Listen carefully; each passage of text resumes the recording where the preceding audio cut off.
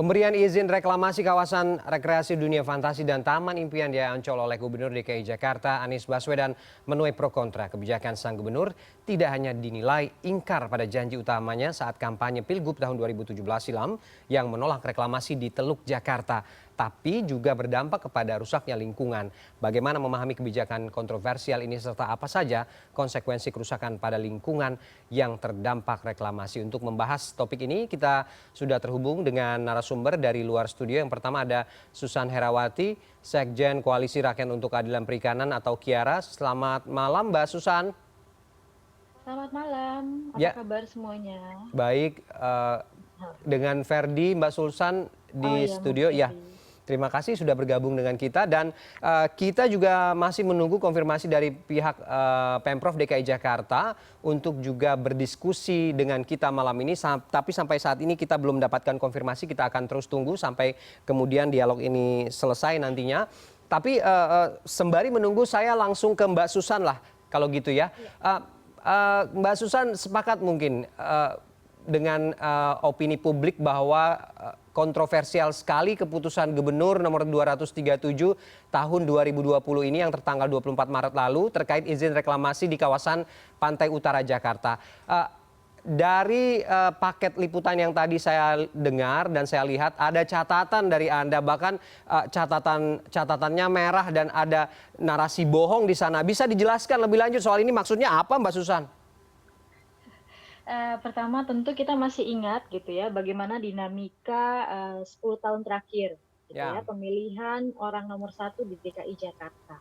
Isu reklamasi selalu menjadi sorotan Mhm. dalam 10 tahun kebelakangan ini gitu ya. Oke. Menariknya memang ketika apa isu reklamasi ini kan menjadi salah satu hal yang dipakai gitu ya untuk merebut hati masyarakat yang ada di pesisir gitu Dijadiin ya. komoditi begitu ya Mbak Susan ya? Maksudnya? Ya kalau kita agak sedikit galak ya dan Hmm.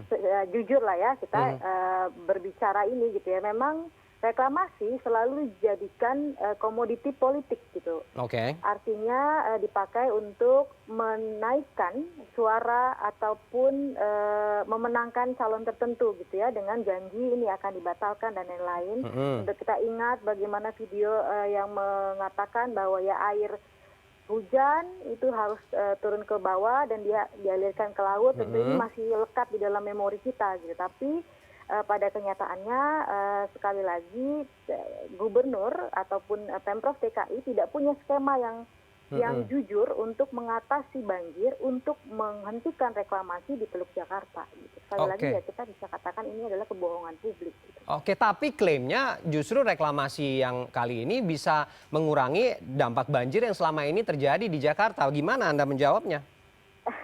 Loh, sekarang saya tanya, apakah kemudian Jakarta dalam 2 tahun terakhir terbebas atau semakin parah banjirnya?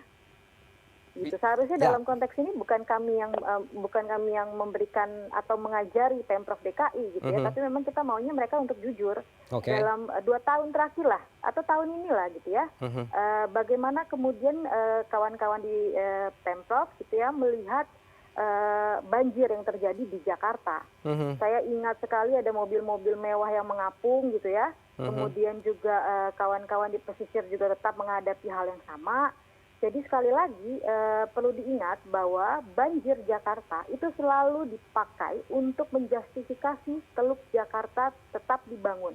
Mhm. Maupun akan didorong lebih besar lagi sebenarnya proyeknya. Kita tahu ini adalah proyek Giant Wall. Mhm. Tapi tetap saja bagi kami ini apa ya selalu berputar di dalam ranah yang sama, tapi tidak ada solusi konkret, tidak punya skema yang jelas. Mhm. Tetap orientasinya adalah meneruskan reklamasi di Jakarta. Sekalipun sebenarnya yang menjadi masalah di Jakarta ini kan bukan hanya soal banjir, tapi juga Ya. bisa nggak Pemprov DKI juga menghentikan, mengeluarkan izin-izin gitu ya untuk pembangunan mal-mal besar, apartemen yang kita Mhm. tahu ini juga memberikan dampak luar biasa karena serapannya juga semakin semakin serapan airnya semakin berkurang, gitu, Oke. ruang terbuka hijaunya kurang. Gitu. Oke, tapi Mbak Susan, kita juga harus melihat dan mendengar beberapa pernyataan dari pihak Pemprov begitu ya, dari Sekda Provinsi Pak Saifullah mengatakan bahwa kemudian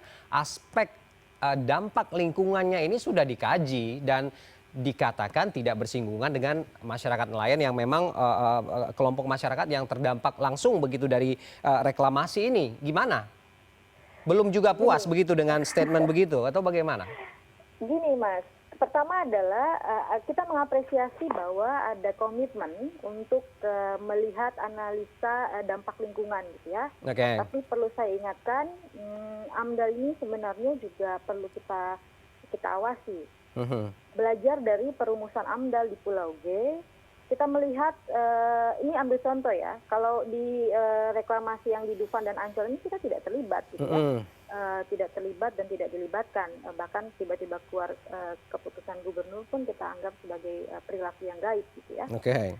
Kita tidak melihat di Pulau G, kita tidak melihat ada partisipasi publik dalam membuat AMDAL. Mhm. Kawan-kawan yang dilibatkan pada saat itu merasa diintimidasi gitu ya, karena banyak sekali oknum-oknum yang kita tidak bisa sebutkan berdiri di situ dan mengawasi tingkah lakunya nelayan. Jadi nelayan juga menjadi tidak berani untuk menyampaikan pandangan mereka. Artinya AMDAL ini perlu kita cermati gitu ya. Mhm. Bagaimana ya partisipasi itu bisa berjalan dengan baik. Di Oke. sisi lain kalau kita ngomong konteksnya reklamasi yang hari ini dikeluarkan Kepgubnya, Mhm. memang itu kan di dalam area yang memang sudah tidak ada nelayannya. Artinya memang beberapa tahun yang lalu itu wilayah strategis, tapi kan kemudian pantai publik ini diprivatisasi bahasanya ya, oleh Ancol dan Dufan gitu ya. Otomatis nelayan itu sudah tergusur dari lama. Jadi Oke. kalau kemudian Sekda mengatakan dalam konteks hari ini tidak ada yang dirugikan gitu ya, ya ini nggak nyambung gitu loh. Oke. Kita tidak bicara soal yang direct beneficiaries yang terdampak gitu ya, orang yang terdampak langsung hari ini. Orang yang terdampak itu sudah diusir puluhan tahun yang lalu oleh Ancol gitu. Oke, Mbak Susan, kita masih menunggu konfirmasi dari pihak Pemprov untuk berdiskusi dengan kita malam ini. Kalau tadi kita bicara bagaimana ruginya, nanti di segmen berikutnya kita akan bicara untung, Mbak. Karena katanya, kata Pak Wakil Gubernur, ini masyarakat Jakarta saatnya punya pantai sendiri. Terus juga ada aspek ekonominya. Tapi nanti, Mbak, kita break dulu. CNN Indonesia Prime News segera kembali usai jeda.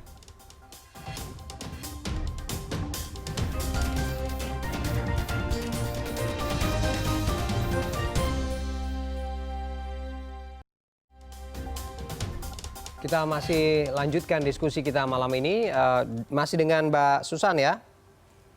Ya, Siap, Mas. Mbak Susan, kalau tadi kita sudah bicara bagaimana dampak ekologinya ya, artinya ada kerugian yang juga dirasakan oleh masyarakat, khususnya masyarakat pesisir begitu, tentang bagaimana reklamasi ini yang berlangsung di kawasan Ancol dan Dufan ini.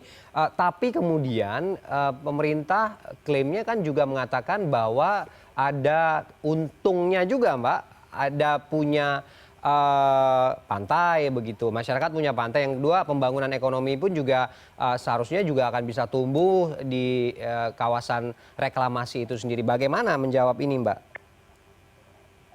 Ya ini yang menarik ya, karena kemudian kita tahu bahwa sekali lagi revenue ini jadi salah satu yang daya tarik gitu ya untuk terus meneruskan reklamasi di Teluk Jakarta. Tapi permasalahannya adalah apakah kemudian pantai publik ini bisa diakses secara gratis oleh nelayan atau masyarakat pesisir gitu ya. Oke. Karena kita tentu tahu dan runut dalam sejarah Ancol dan Dufan gitu ya. Masuk saja kita bayar, parkir saja kita bayar. Oke. Ya. Kita pernah melakukan gugatan juga sebenarnya, walaupun kita dikalahkan, gitu ya. Harusnya pantai publik tidak diprivatisasi, gitu ya. Artinya ada hal yang khusus diberikan oleh pemerintah provinsi ke warganya, gitu. Kan kalau hari ini tidak seperti itu. Kalau kemudian memang asumsinya untuk meningkatkan pendapatan untuk siapakah gitu ya. Kemudian di sisi lain juga bagaimana dengan nelayan-nelayannya. Gitu. Kalau sekarang kan kalau mereka berada di dekat area itu saja sudah tahu gitu ya, mereka tidak diperbolehkan. Itu biasanya diusir gitu ya. Terus kalau ngomongin kemarin ada salah satu kawan kita dari Gerindra mengatakan, ya ini kan nelayan boleh gratis. Oke. Itu statement itu kemudian ditertawakan oleh kawan-kawan yang ada di Kepulauan Seribu, gitu ya. Kawan-kawan kita di Pulau Pari itu mentertawakan statement itu karena tidak ada pantai gratis di Jakarta itu, khususnya Ancol gitu. Jadi kalau memang spiritnya atau semangatnya gitu ya untuk kemudian kemaslahatan umat harusnya konsisten dong, ini digratiskan. Oke, kalau kemudian itu dijadikan ruang publik begitu, ada aturan juga sebenarnya yang mengatakan bahwa ruang publik ini gratis untuk diakses oleh siapapun begitu ya, Mbak Susan ya? Seharusnya seperti itu memang yang didorong. Ini kan pantai publik, baik itu Mas Herdi yang datang atau saya atau nelayan atau siapapun, seharusnya gratis. Kalau memang komitmen dari awal, orientasinya adalah bukan bisnis. Oke. Oke, Mbak Susan, kita masih menunggu dari pemerintah Provinsi DKI Jakarta untuk berdiskusi dengan kita malam ini. Tapi sebelumnya saya ingin mendengarkan kembali ini pernyataan dari perwakilan Pemprov DKI Jakarta terkait bagaimana reklamasi di Ancol dan Dufan ini. Reklamasi Ancol itu untuk kepentingan masyarakat, ya, agar masyarakat mendapatkan pantai ya, yang baik. Jadi tidak ada kepentingan-kepentingan lainnya di luar kepentingan masyarakat. Jadi apa yang sudah diputuskan oleh Pak Gubernur tentunya semua melalui sebuah proses yang panjang. Oke, Mbak Susan, ya, kita sama-sama mendengar pernyataan dari Wakil Gubernur DKI Jakarta Riza Patria yang mengatakan bahwa saatnya masyarakat mendapatkan pantai dan juga keputusan ini adalah keputusan terbaik, begitu cocok sekali dengan apa yang Anda sampaikan tadi. Bagaimana kemudian ini bisa sinkron, Mbak? Padahal upaya untuk pemulihan Teluk Jakarta ini kan seharusnya menjadi prioritas saat ini. Ya, itu kan sebenarnya statement yang dikeluarkan oleh Tawagub keluar ketika kemudian gerakan masyarakat sipil juga menanyakan ya, alasan kenapa ini bisa keluar kebutnya, apalagi di tengah corona ini gitu ya. Heran kita, harusnya ada hal yang lebih substansi diurusin oleh gubernur, tapi memang kecenderungannya pada reklamasi gitu ya. Kemudian ini kan keluar ketika respon masyarakat juga cukup keras, gitu. Menanyakan kenapa komitmennya berbeda jauh. Setelah kita mengapresiasi Mas 13 pulau yang ada di Teluk Jakarta sudah dibatalkan, tapi harus diingat baik Dufan dan Ancol yang hari ini izinnya keluar itu tidak ada di pulau yang dibatalkan oleh Anies. Gitu. Ini yang menjadi pertanyaan besar sebenarnya. Ini arahnya kemana? Atau kemudian yang kami takutkan ke depan, jangan-jangan 13 pulau yang ada ini kemudian mendapatkan perilaku yang sama gitu ya, diam-diam dikeluarkan gitu ya, tiba-tiba baru terbongkar dan disiapkan jawabannya juga cukup lama gitu ya, ya melihat situasi dan kondisi baru kemudian dikatakan bahwa ini untuk kepentingan umum. Gitu. Ya, ini kan banyak dinamikanya, termasuk misalkan yang menjadi perdebatan dari kemarin adalah Pemprov dan Gubernur itu selalu mengatakan ini bukan reklamasi. Ini adalah perluasan lahan gitu ya. Pada spirit itu tetap sama gitu. Ini menimbun kolom air dan membuat daratan baru di pesisir. Ini reklamasi. Pemahaman sederhana soal reklamasi ya begitu ya, Mbak Susan ya? Iya, kita mau pakai istilah dari mana? Di Pantai Losari juga sama. Gitu. Jadi mereka di pesisir dan mereka sebetulnya reklamasi. Cuman kan ini soal kejujuran ya, kemudian bagaimana Pemprov ya secara jujur, walau di Kebuk ini cukup menarik karena tidak ada satupun kata yang mengatakan reklamasi, tapi memang kecenderungannya menggunakan kata perluasan lahan, tapi di atas kolom air. Gitu. Ini yang menarik sebenarnya. Masalah terminologi dan permainan kata begitu menurut Anda? Iya. Itu yang kemudian diantisipasi sebenarnya oleh Pemprov ya. Tentu mereka ini tahu bahwa ini akan menuai kontroversi baru setelah lebih dari 900 IMB keluar di Pulau D, padahal komitmennya membatalkan gitu, tidak meneruskan reklamasi. Oke, kalau gitu nggak ada dong positifnya reklamasi ini ya, sejauh kita berbincang. Ya, gini, Indonesia ini kan negara kepulauan. Kita kalau menyandingkan dengan negara-negara lain gitu ya, Singapura tentu tidak sepadan gitu. Oke. Ini nggak sama. Belajar lagi misalkan kalau mau menggunakan gambaran atau contoh ya reklamasi di tempat lain kayak Korea, Jepang gitu ya. Mereka juga gagal kok mereklamasi gitu. Jadi ini yang menjadi pertanyaan gitu. Apakah memang kita butuh reklamasi? Itu pertanyaannya. Yang kedua, reklamasi ini sebenarnya untuk siapa? Pertanyaan kedua ini yang paling substansi dan tidak pernah bisa dijawab dengan jujur. Oke, apakah untuk pemerintah, apakah untuk rakyat? Ini nggak ada jawaban yang jujur begitu? Bagi kami ya, bagi nelayan tradisional ya. Kawan-kawan bisa cek di Muara Angke ya, mereka bisa menunjukkan kawasan yang hari ini berdiri, itu Pulau D, itu merupakan karang besar yang ditimbun dan menjadi daratan baru. Itu karang besar itu tempat bergantungnya bukan hanya nelayan yang ada di Muara Angke, tapi ada kawan-kawan kita di Dadap, kawan-kawan kita di Kepulauan Seribu. Tapi ya, atas ambisi itu ya, kita menyayangkan gitu ya. Oke, terakhir Mbak Susan, selanjutnya apa upaya yang akan dilakukan? Apakah kemudian bisa melihat bahwa Pergub ini, Kepgub ini bisa dibatalkan begitu atau bagaimana? Kami masih berdiskusi dengan kawan-kawan di jaringan ya, salah satunya dengan Amuk Bahari.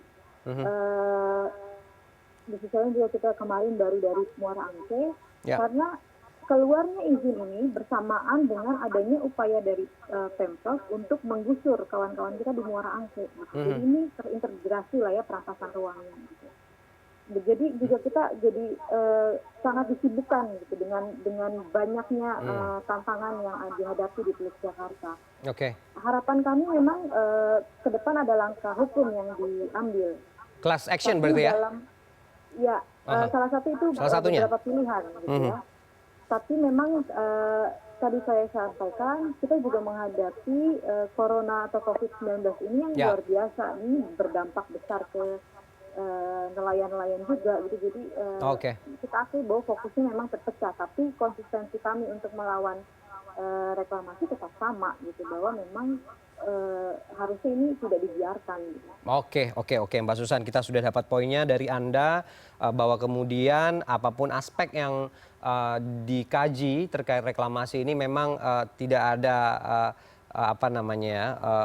manfaatnya begitu ya, yang ada mudaratnya begitu ya. Kalau Anda sampaikan. Oke, Mbak Susan, terima kasih. Sampai dialog kita ini selesai, kita juga belum bisa mendapatkan konfirmasi dari pihak Pemprov DKI Jakarta. Sayang sekali memang, tapi kita sudah berusaha terus sampai kemudian keputusan dari produser saya untuk mengakhiri dialog ini karena keterbatasan waktu. Terima kasih Mbak Susan sudah bergabung dengan kita malam ini. Selamat malam, Mbak. Selamat malam. Ya.